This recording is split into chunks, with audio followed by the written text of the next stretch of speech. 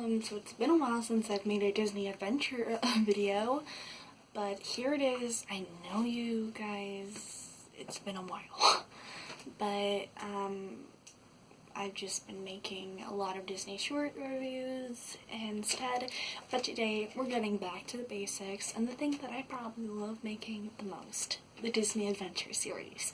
Today is Oliver and Company, which came out in 1988. My thoughts on the film is that it is absolutely wonderful, and if you have not watched it, you need to. I think it's highly underrated. It is extremely good. I really like it.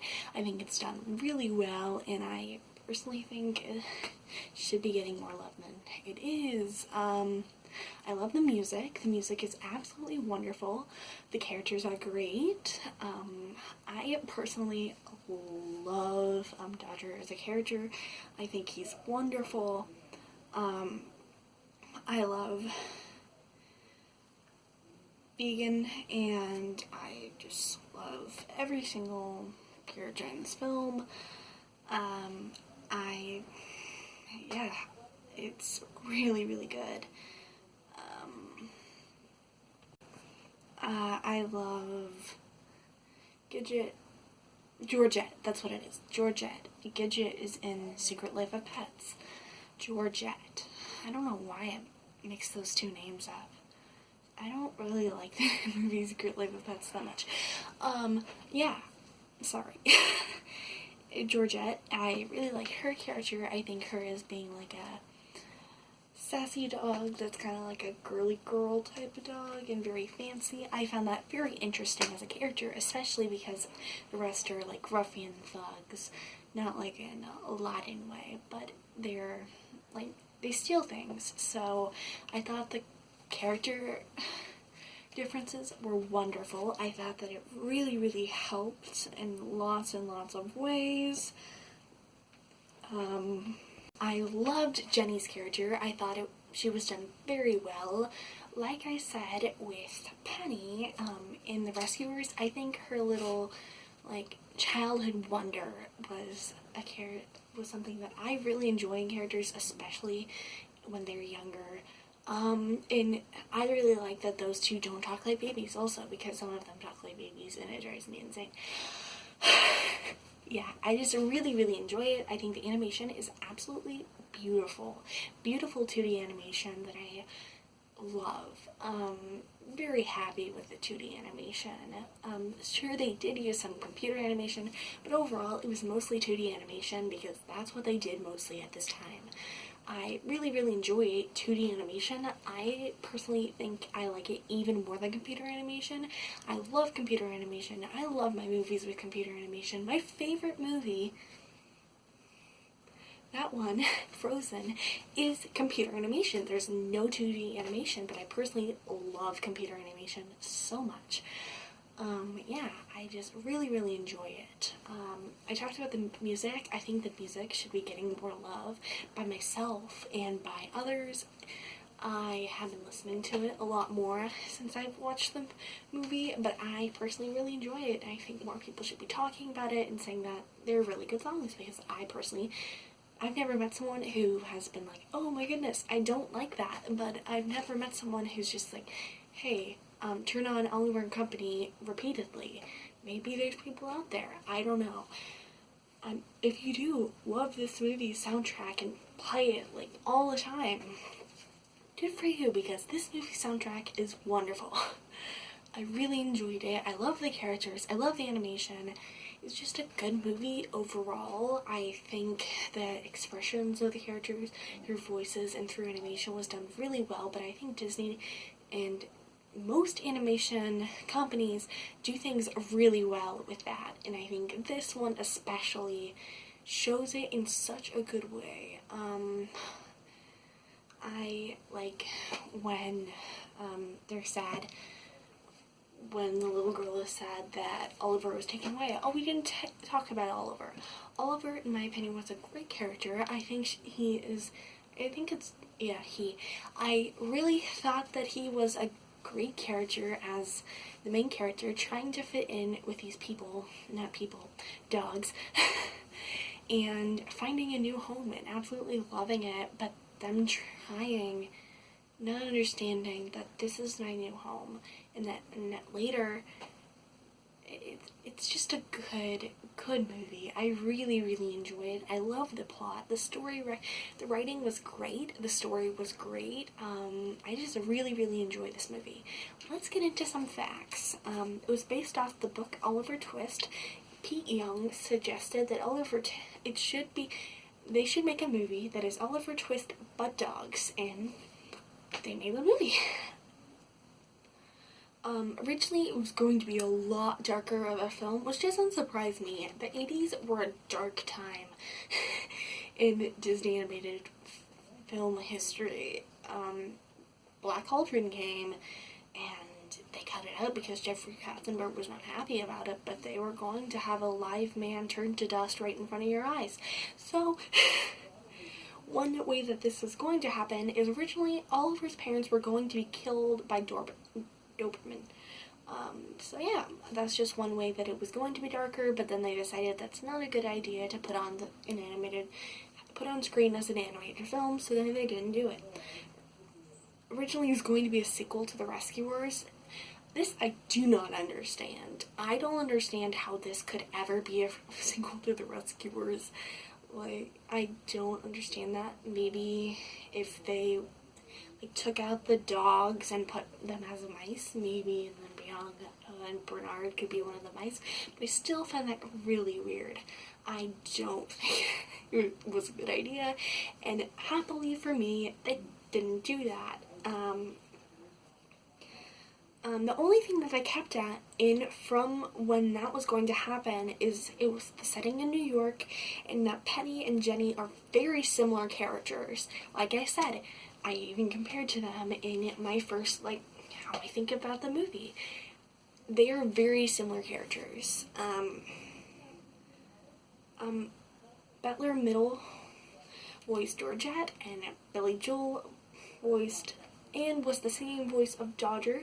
Many voice actors, including Billy Joel, took this film because they wanted a film that they could be in that their children could watch, and I think that is absolutely wonderful, because if I was a parent, I would definitely want for my child to be able to say, look, I can see this movie and my parent is in it. I don't think that many children would like the idea of it, but I think it's pretty cool. So Billy Joel is what they base the character of Dodger off, and you're probably wondering, well, boo, Dodger's a dog and Billy Joel is a person. How do they do that? Well, they did that because in all the clips of his voice acting that is out there that I've seen, or the person that I got this information from has seen, he is wearing a white shirt and sunglasses in every single one. In all the clips of him, I just said that, Dom DeLuise voiced Vegan and was the only time voicing an animated character. He took this very seriously and ad-libbed most of his character lines, and many of those lines are in the film. Another thing is, he turned down Land Before Time to be in this film. Many people did not think that this film was going to do well. Like Marlon Brando, he thought that this film was going to flop and it wasn't going to do well, and he didn't. And he was offered Sykes as voice acting for Sykes, and he turned it down and said, no, this film is going to be terrible. You were making a terrible decision. Whitney Houston was considered for the role of Rita. Patrick Stewart was considered for Francis, but was too busy with Star Trek. Stephen Martin and Brooke Reynolds were considered for the role of Dodger, before eventually, of course, it was given to the other guy that voiced him. Billy Joel, that's what his name is. To help with the animation, animators took pictures of New York 18 inches off the ground to have a dog's eye view. It was the first Disney animated film to have product placement like Sony, Diet Coke, and McDonald's. This is probably my favorite fact.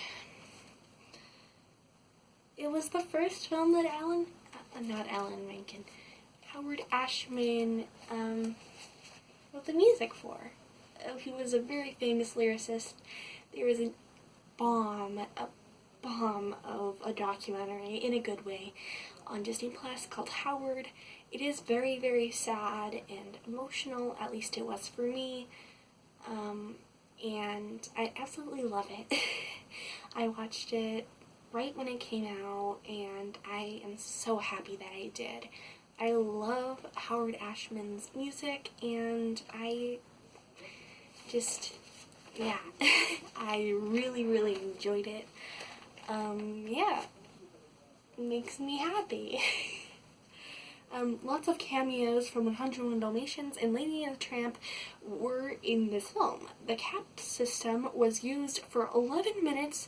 Some are taxis, skyscrapers, the cart that they ride around in, and the subway chase scene was all used with the CAP system. The first department to be set up to do computer animation. This was the first department that was set up for Disney to use computer animation was during this film. It was the last Disney film to use the line overlay, and the first Disney film since Fox and the Hound that had music.